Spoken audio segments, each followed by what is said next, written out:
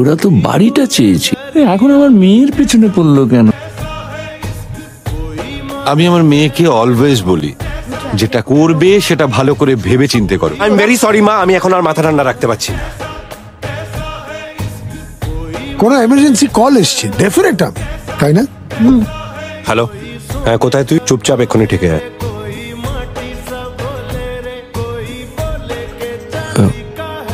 তুমি এখানে? আমার হাজবেন্ডের ডেথ সার্টিফিকেট, আমার শ্বশুর মশাইয়ের হেলথ রিপোর্ট, আমার শাশুড়ি মায়ের রিপোর্ট, হাই ব্লাড প্রেশার, যে কোনো মুহূর্তে ওনার স্ট্রোক হতে পারে। আজ প্রায় 1 বছর হয়ে গেছে, ওনা আমাদের মধ্যে নেই।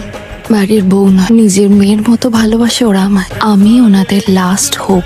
আমি লড়বো কেন? বিশ্বাস করো ইরা, আমি যা শাট আপ। আমার কথা বলা এখনো শেষ হয়নি। প্রিচি এটা করছেন, ইচ্ছে করে করছেন, আমি জানি। আমাকে বদনাম করতে চাইছেন না?